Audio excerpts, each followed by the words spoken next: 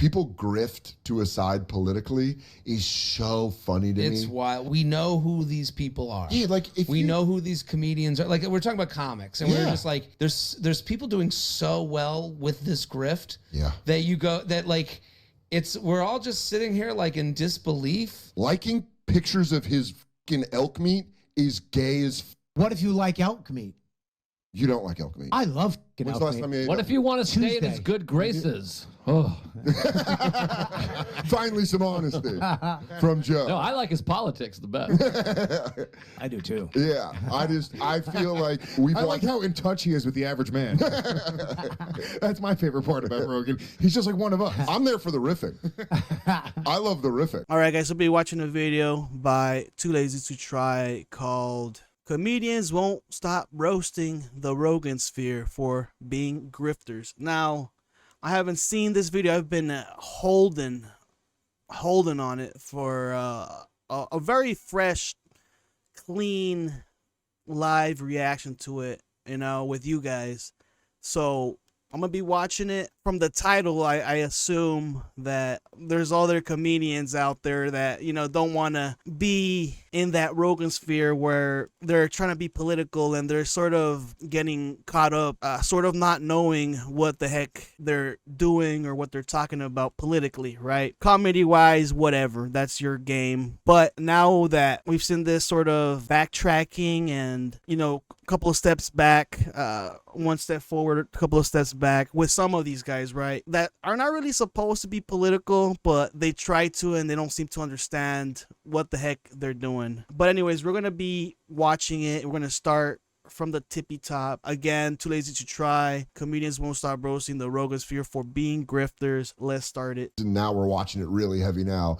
People grift to a side politically is so funny to me. It's wild. We know who these people are. Yeah, like if we know who these comedians are. Like we're talking about comics, and we're just like, there's people doing so well with this grift. Yeah. That you go that like, we're all just sitting here like in disbelief. Liking pictures of his fucking elk meat is gay as. What if you like elk meat?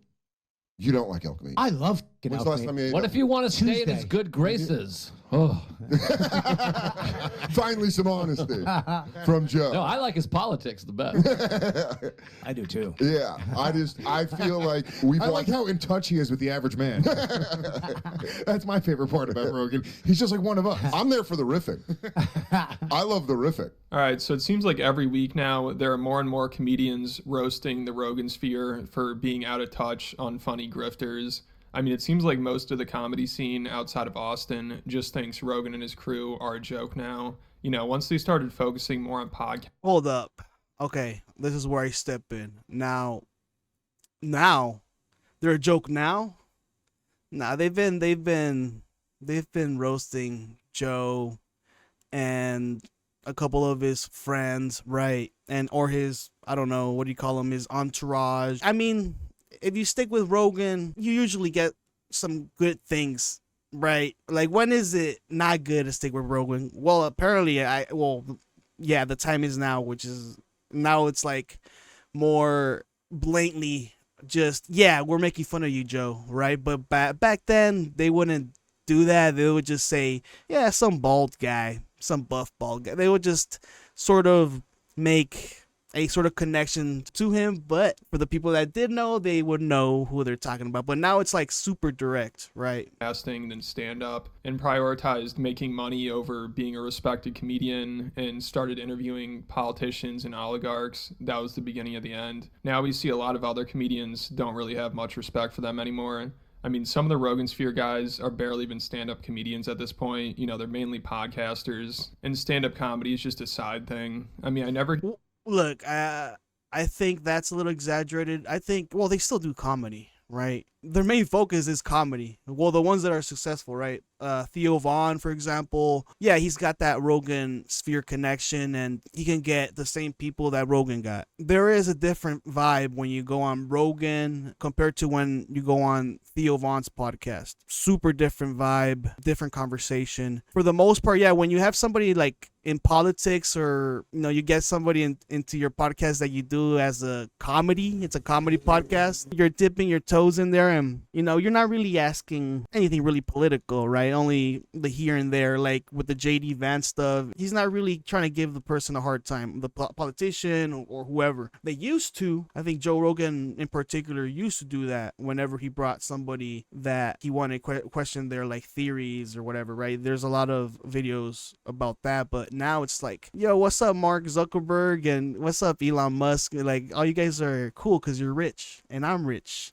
and I want to stay rich, right? Never hear anyone say anything good about Theo Vaughn, Tim Dillon, or Joe Rogan stand-up, and it's clear they don't really care about it that much because they don't need to. As long as they have a popular podcast, they can sell tickets and get Netflix specials, so they have more of an incentive to focus on their podcast over their stand-up. Like, podcasts have really helped comedians promote themselves. Now they're making more money than ever, but also made it so comedians don't really need to care about their stand-up act anymore, which Anthony Jeselnik explained pretty well during this interview he did while promoting his last special. He's been a big critic of the Rogan-sphere and the negative impact it's had on comedy. I think a lot of comics have gotten bad because they make too much money from their podcast. And so they're putting too much effort into that. I want my effort to go toward the stage. Oh, you think it's been a little poisonous for the industry? The cotton candy of how sloppy you can be in a form 3 times a week, Absolutely. as opposed to the way you do it, which is clearly sculpted very carefully. I mean, the podcast isn't sculpted. We're just going out there and doing it. But I think people have made so much money from podcasting that it's made stand-up comedy as an art form worse. I think that goes to the individual, right? Because clearly Anthony has a podcast and his stand-up is still great. Joe Rogan, on the other hand, he had a special on Netflix, and he was just there for the money because he's out of touch, right? You can easily see that. And he's also trying to, make fun of things that are culturally, they're like, the trans stuff and all that stuff that people like have, a lot of conversations about and debate about. But, ultimately, those jokes could be funny. You can make jokes about that. But I think when Rogan did it, they were all hacky, honestly. They were all hacky jokes, and that shit sucked. Like, everybody saw it. When you see a good stand-up special, you can see it, right? You're not knocking out. You're not being like, oh my God, what the fuck? This joke is like, this is not funny at all. Even the crowd will tell you, right? Unless you're that delusional, which Rogan is. Obviously now at this point he's delusional and he thinks he's still funny, even though sometimes he can't make sense of things sometimes when there's a comedian there who's making a joke and he's like, what? He doesn't get it at times, but I think that's just Joe. But with other people, yeah. I think Tom Segura, when he did that show on Netflix, those thoughts or what, I don't remember the name, but that show, it was fine. But I think also we got to watch out with the narrative at times, because there are people that are like, yeah, he's rich, but his main craft, which is comedy, it's slipping by. He just doesn't care anymore because of all the podcast money. But that depends, right? Like Anthony Jeselnik does podcasts, but it doesn't affect him. So it's on the individual. That's without question is happening. People are making more money. If your success is making money, you're doing just as well. But if it's about making the art of stand-up comedy great, it's suffering. It's gotten bad. And it just keeps getting worse, because not only do they care more about podcasting than stand-up, but now they also care more about politics than stand-up. Because I guess just goofing around with your comedian friends on a podcast isn't enough for these podcasters either. There's still more money out there. So they had to become political grifters and start interviewing and hanging out with politicians and tech oligarchs, which I think most comedians outside of Austin and Rogan's inner circle are just laughing at, especially the New York comedians like Dan Soder, who is even pretty friendly with Rogan and has been on his podcast. He's like, what the hell's going on? Because he personally knows these comedians. So he's like, to see them get political all of a sudden is wild, because I know what they used to be like. I know they're full of shit and they're just doing this for money. If you're a fan of a comic that just became political, you have to wonder. We know who these people are. Yeah, like we know who these comedians are. Like, we're talking about comics, and we're just like, we're all just sitting here like in disbelief. Like, and it's like the absolute ignoring of evidence from the past is mind-boggling. Where you go, well, he didn't act like that, and then all they have to do is go like, yeah, I didn't like the woke mind virus. And you go, that's not even how you talk. And then you see the people that switch and you go, who are you? The people that like got involved, like after having no opinion. That's the craziest ones. If you ever see me go political, something is wrong.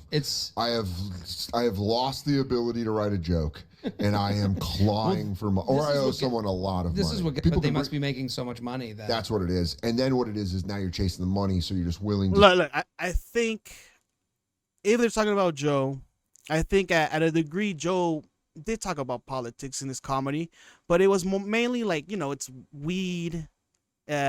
Legalization, which is somewhat political, right? On the other hand, then you have Theo, right? Which, his comedy is just silly, a couple of liners, a couple of hitters here and there, and then all of a sudden he's got JD Vance and the president. Right. Obviously he's not equipped for that. And I think it's just charity at that point for that politician to go in there and get some points on popularity from the podcaster's audience, right? Because normally, when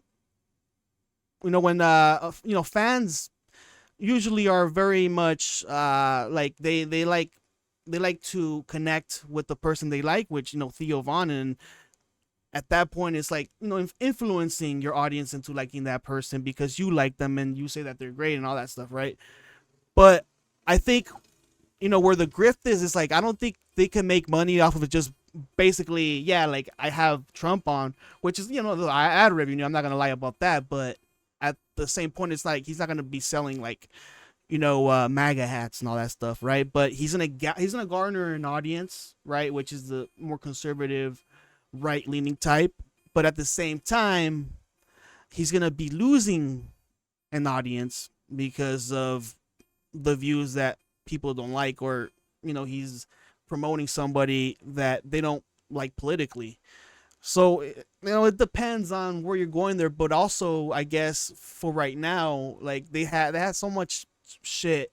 They talked so much shit about Biden, and so they were just hard on Biden, and then they went and they just picked Trump because apparently, Trump is, he's not a politician, he's a businessman. So he does shit differently, right? But that's the con already. If you know who Trump is as a businessman, you'll know that he sucks, right? But that's the reason why also they shouldn't be in politics, because they're not doing their research.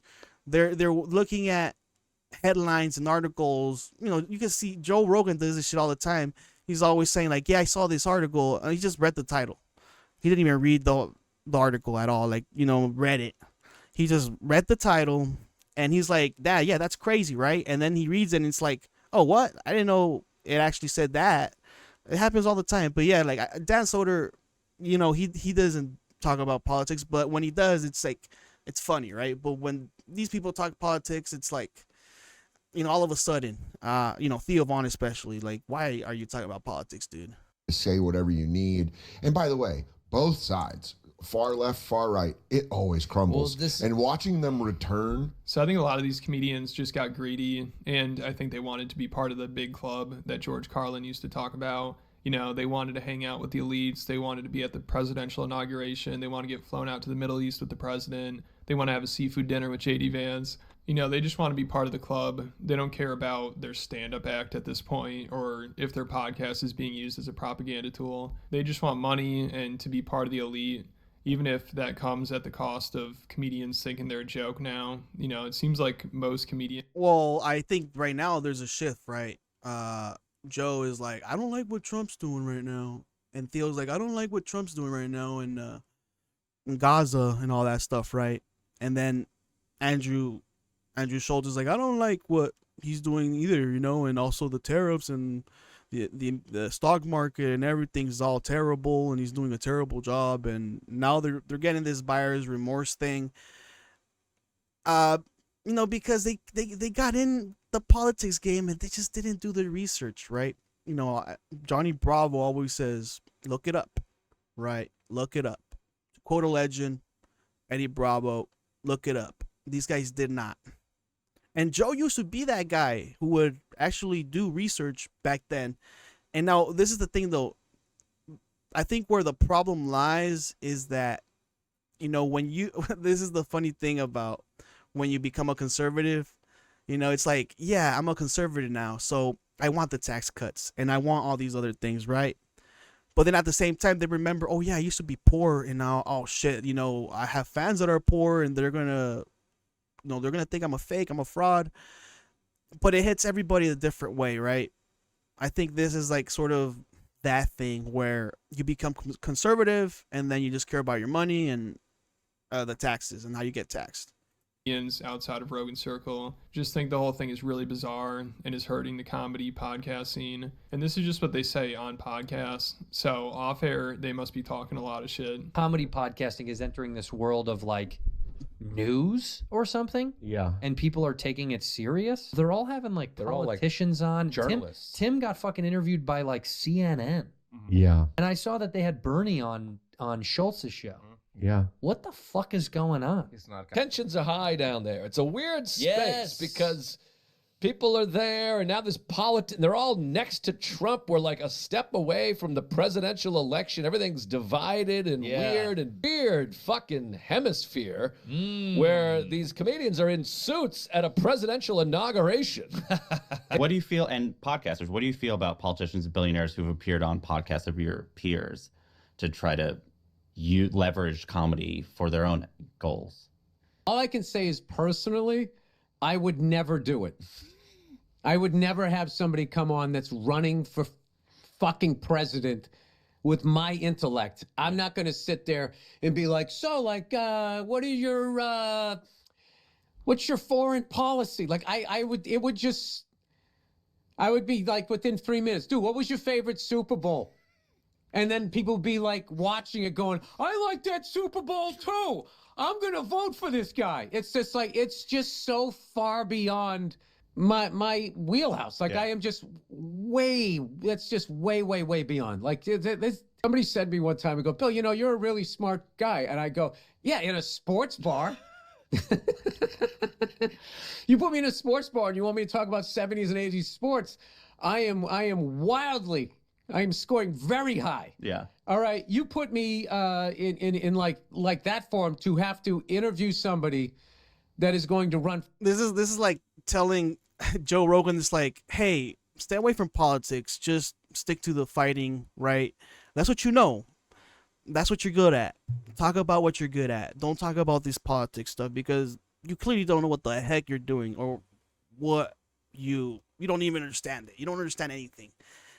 Stick to what you're doing, stick with what you like, and don't try to be going in this politics thing because it's cool or because now, I don't know. I mean, it could be a whole bunch of different things like Bill Burr said. But for sure, yeah, like stick to what you know what to talk about. Like Theo Von, just have fun. Don't bring these serious people. Don't talk politics. I mean, you don't even talk in politics. It's like, you just you're a little weak on that, on that skill. Basically, that skill tree is dry, bone dry. Work on another skill. For president, and then as the sports bar guy, you're gonna see like, yeah, this guy did go to summer school a lot. So, or whatever. It's like you're a smart guy. Well, this is also the funny thing. You kind of figure out that the president, I mean, he's not a smart guy. Let's be honest. And he sort of made the he made the presidency look easy.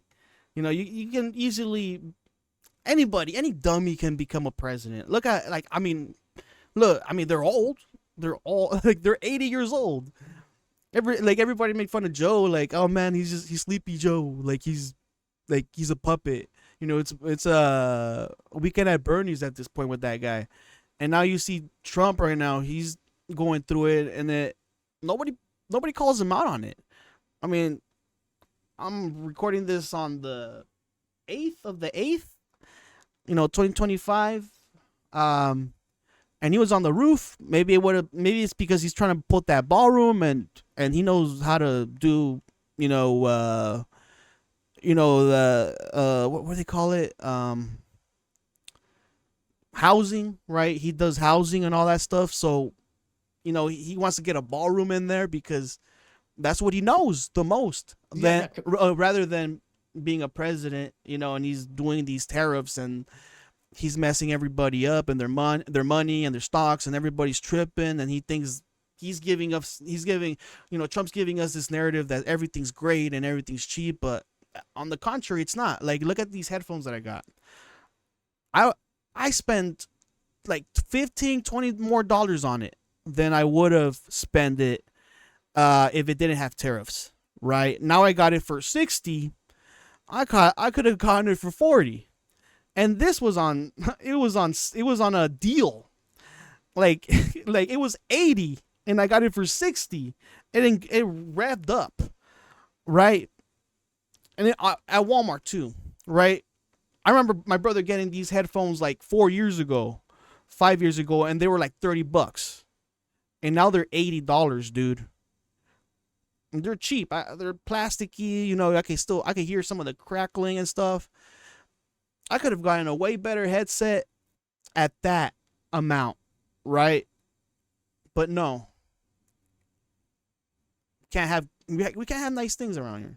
Compared to what? And one of the funniest things about this whole transition from comedians to political commentators is seeing what Theo Von has turned into. He had a good thing going. People thought he was down to earth and humble. But then, of course, he decided to start interviewing the tech oligarchs like Mark Zuckerberg and Sam Altman. And then, of course, politicians like J.D. Vance and Donald Trump. And he also started to get really serious about politics. Like after Trump and J.D. Vance had that meeting with Zelensky where they lectured him, Theo put out this tweet and he said, "Tell Zelensky to give us our tax dollars back and get the fuck out of here. Disrespectful guy using our money and using his own people." So he's not even trying to be funny anymore. If you're going to talk about politics, at least pretend to be a comedian still. Like, I don't even know what this is anymore. And of course, he ended up deleting that tweet after it got a ton of backlash. So it's just... Yeah, the tweet there, they called him out on it because it's like, it's a big misconception that we're sending them cash, like a stack of cash, from Breaking Bad. You ever seen that scene in Breaking Bad when they lie down on the money? They're getting crates of money like that. No, they're not. Like, Ukraine's not getting money like that, okay? They're getting equipment that we had, the U.S. had, and then they're giving it to them because, for the U.S., it's a good investment because then they can buy newer tech, newer equipment, and, Ukraine can use our old stuff, our old tech, because Russia is still back in World War II, right? So, but people think that, we're sending our tax dollars or, our hard-earning tax dollar money to Ukraine to fund them because... And then also, it baffles me because it's like, Russia attacked them, right? They're more for democracy than Russia. I don't know why are you siding with the Russians, but the reason is obviously is because he's siding with the conservative side, and then they're gonna tell him all this bullshit or this BS, right? It's not good, but that's the point that they're trying to make there when they try to infiltrate Theo or Rogan. They're gonna spew out what they want them to talk about, basically their talking points and all that stuff, right? And these guys say it, and then eventually they're so dumb. When the fans they call them out on it. They're like, "Oh shit, I didn't know. Yeah, I was told one thing," and that happened to Theo. It's gotten so bizarre, and it doesn't work well with his shtick. But also, I guess he kind of gets away with it because of his shtick. People see him do all this and just think, "Oh, he's still just a genuine, down-to-earth guy." Because he acts like a teenager, I guess. But I always have to remind people, this man is 45 years old. Like, he's the oldest one in this picture. And he definitely uses his dopiness to his advantage. Like, he knows what he's doing. I mean, he was literally crying about Palestine, and then afterwards went out to eat with Jared Kushner, who wants to demolish Palestine and turn it into a resort, and is also good friends with Benjamin Netanyahu. And same thing with Trump. You know, he's as pro-Israel as it gets, and Theo had him on his podcast, helped him get elected, went to his inauguration, and went to the Middle East with him just a couple months ago. So it's really hard to take him seriously. And in Theo's post about Palestine, he said, "What are we doing with a heartbreaking?" And this comedian Zach Fox called him out on it, and he posted a picture of Theo, Ivanka, and Jared, and he's like, "What are we doing? Bro, ask them, not us." You know, because it's hilarious for Theo to be like, "Guys, what are we doing? Like, people should feel responsibility, and we should do something about it. Like, the average person has any say in what's going on." But then he goes and has dinner and is friends with the people that are literally orchestrating what's going on, the people that actually have the power. Like, if he really cares that much about what's going on in Palestine, I don't know if he'd want to be friends with Jared Kushner and JD Vance and Donald Trump. But Theo, he loves playing both sides. Like, also, the reason why he gets invited to those things is so he can stop talking about it. It's a way for them to, you know, get him into another conversation and ease his mind about the situation, because, you know, that's the thing about having Theo also as your friend, is that his audience is huge. So if Theo is like Rogue, right, for example, like Rogue, they're not gonna like that, and then they're gonna try to change Theo's like perspective on it. Right, I mean, which they already have, but then when people online call him out on it, he's like, "Guys, is this true?" And they're like, "No, of course not." Right? You know, I mean, hypothetically speaking, like if I was, you know, I think that's probably like the reason why they cling on to him more than, you know, Bernie Sanders is not gonna be there like, "Hey, let me tell you this. This is why the top 1% of the top one." You know, he's not gonna be telling Theo that, because it's like he's not trying to put in propaganda. Like, he's not trying to fill up Theo with propaganda. He's trying to give him a message and tell him like, "Hey, this way on how we do a certain thing, it's better than the right." You know, it's, but then also the left side is not really gonna try to sway you like that compared to the, you know, the right wing. I mean, as we obviously see right now how they're trying to influence him, and they're trying to shut him up because he's sort of waking up from this sort of illusion that they got him in, and they're trying to make him change his mind about it. I mean, that's my opinion. Let me know what you guys think about that. He had JD Vance on a couple months ago, and he didn't ask him about the Epstein list. But then afterwards, he tweeted basically, why did JD Vance change his opinion on the Epstein list? And again, it's like, why didn't you ask him? It's so funny. He's friends with these people and hangs out with them. But then afterwards, he acts like he has nothing to do with them and they don't even know each other. I mean, also, he tweeted at JD Vance and Donald Trump and said, "Can we get some aid to Gaza now? Children are starving to death. We are America. This isn't about politics. It's about humanity."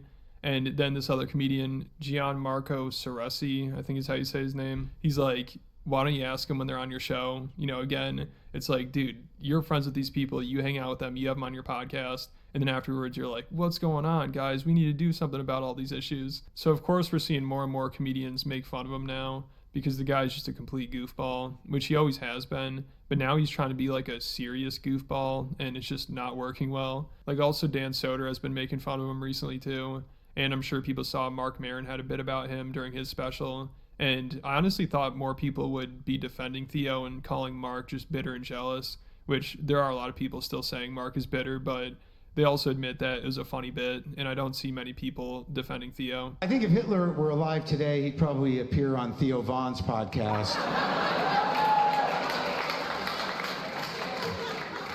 And Theo would be like, "See, y'all did a lot of meth, right? I mean, all the Nazis were all fucked up on meth, right, Hitler? That shit'll make you crazy, dog." Well, he did do that to Trump. You know, he was like, "You ever done drugs?" Right? He did that. Yeah. I mean, that's just what Theo does, but yeah, like it's true though. Like he doesn't push back.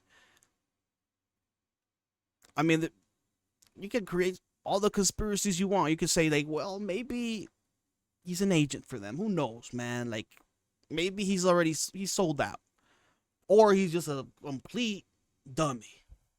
You know, let me know about that. What do you think? I did some meth once. I was up for 3 days, and then I ate a live bird. No shit, Hitler, a live bird, bro. Hey, Hitler, you probably didn't even hate the Jews. That was just the meth making you crazy, dog. Hey, Hitler.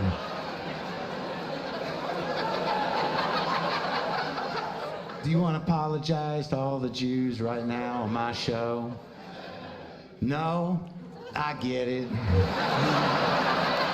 So between that and Bill Burr trashing, not him directly, but obviously he's someone Bill's referring to, Theo is probably going through it. I mean, he's not very good at handling criticism or people making fun of him, and he's very emotional too. And he was already getting shit from comedians, but now that it's coming from two really well-respected comedy veterans, you know, it's got to be tough. And I don't know how he feels about Marc Maron, but he still loves Bill Burr. You know, that's one of his favorite comedians. But unfortunately, his fans hate Bill. Like earlier this year, Theo tried to put out a tweet praising him, and I think he just got so much backlash, he ended up deleting it. And it was pretty surprising that he retweeted this. Like, this was shocking. But I think, again, this is him trying to play both sides and try to act like he's not really in the same group as Rogan. So the tweet said, Bill Burr's an absolute legend for this. Roasting conspiracy theorists like Joe Rogan who want to blame the LA wildfires on homeless people. You can see how uncomfortable Jimmy Kimmel became as soon as he said free Luigi. And Theo retweeted that and said, Bill Burr, ladies and gentlemen, the best. So it's okay. So here's the thing about this tweet. I know the serves. I watched the serves. Currently the serve sucks. He's a very biased dude. Also, Theo, you know, if he would, maybe I'm pretty sure that the Sirs would talk some shit about Theo from time to time. I mean, I'm pretty sure he talked about, you know, the whole gossip thing and how he, you know, had him on. And I mean, he had, you know, the Trump on and he had all these other people on, and I'm pretty sure the Sirs shit on him too. And yeah, like the reason why people are not liking it is because of the serfs. And also, yes, Bill Burr too, because, you know, the thing about conservatives is that they can dish it, but they can't take it.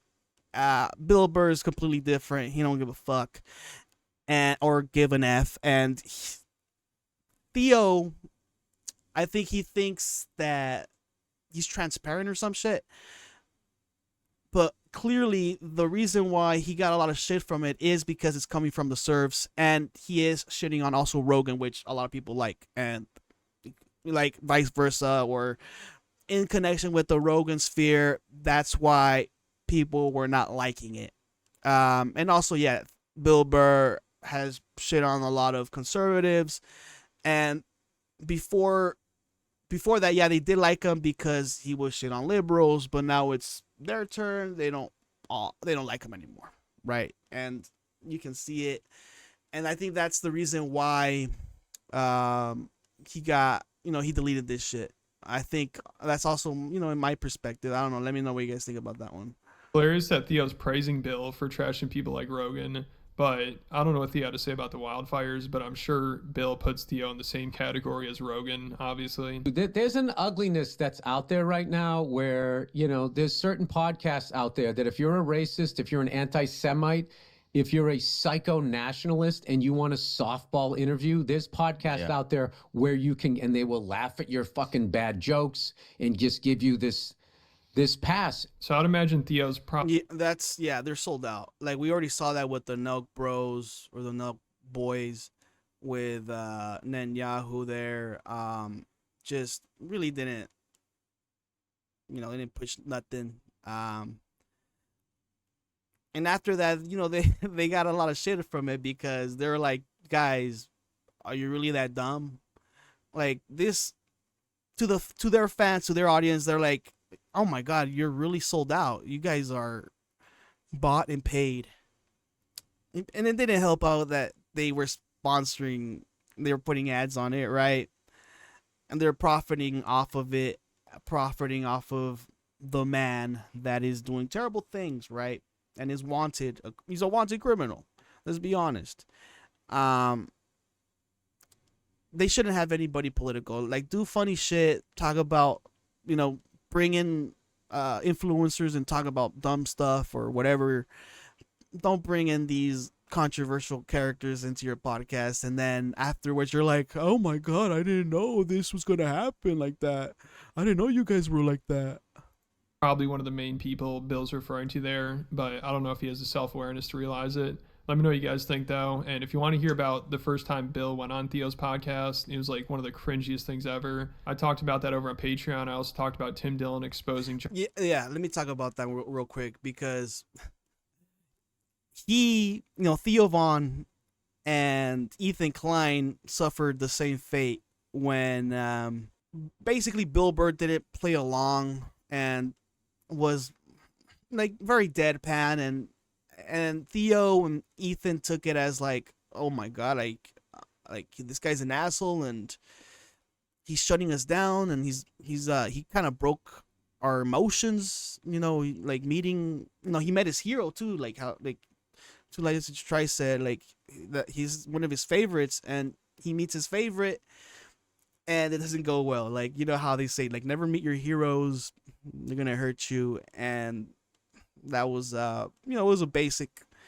basically that for Theo and Ethan Klein. And they shared that moment of, oh yeah, man, that it was terrible, man. Like, I thought it would be a nice interview, and then it didn't go well because Bill Burr, he's like, I don't want to talk about that, all right? Don't push it, okay?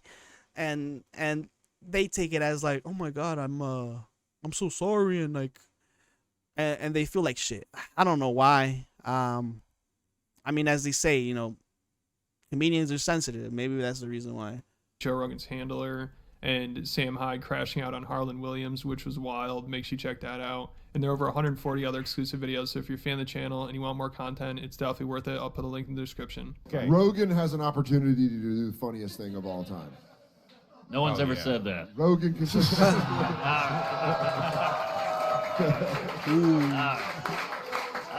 Just kidding. That. Now we're... Okay. Let me finish off by saying, I mean, yes, they're right.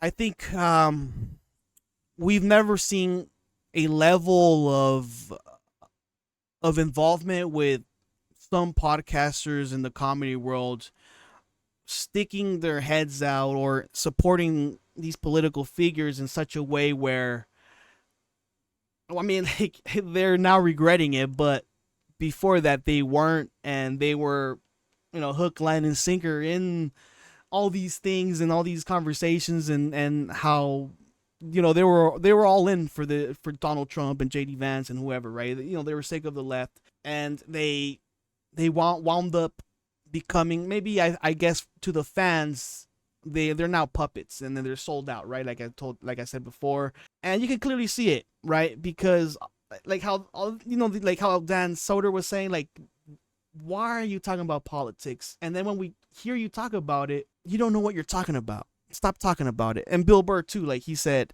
stick to what you know, okay? Joe and Theo, talk about silly stuff. Joe, talk about MMA. Talk about Fear Factor animals, whatever. Don't talk about politics. Don't get into politics. I think also another reason why these comedians are talking about this is because they're obviously sick of these comedians. They're sick of them, complaining about shit. And they're on the other side of it. They're like, dude, fucking stop, right? Like, you're dumb. What you're saying is dumb.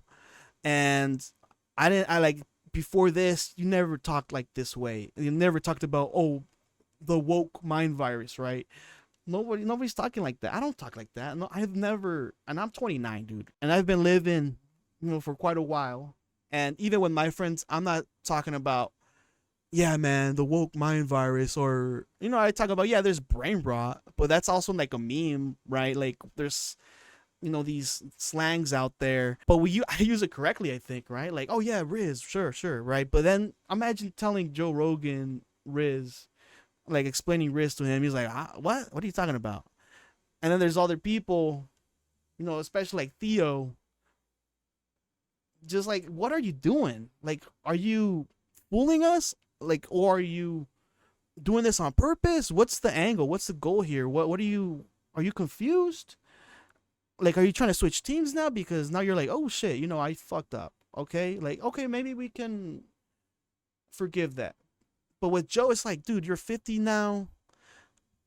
And then also, you know, you lost touch of reality. Even Theo too. I think all the money got to their heads. And, you know, usually, like I said, like the conservatives will, you know, give you taxes because you're rich and you want to stay rich, right? Now these guys are rich, and maybe it's more easier to do podcasts than do stand-up comedy, right? I think maybe that's another angle too, where you know, it's a lot harder to do comedy than just go on a podcast and just shoot the shit, right? Or just off the top of my head, I'm gonna just say whatever I want. I think that's another reason why these guys like Theo and Joe do terribly, is because they don't have any questions, right? They don't have questions. Maybe they do, maybe they don't. Maybe I'm wrong. But other than that, guys, I'm gonna end it here. Let me know what you guys think about that. What do you think? Should more people, like, should more comedians roast these guys and you know, call them out on, hey man, shut up, like, you don't know anything, you don't know nothing about what you're talking about, stop talking about it, know your place, right? Like how that conservative lady on Fox said to LeBron James, just shut up and dribble. You know, I think that's another funny way of, I think, maybe Bill Burr trying to say it. But yeah, I'm done. All right, like and subscribe, and I'll see you guys for another video. Until next time. And also, you know, subscribe to 2lazy2try. He did a good video. I was gonna watch American Redux, but I think American Redux is gonna be a little bit more longer. Maybe I'll watch it some other time. But yeah, I'll see you guys for another one. Bye bye.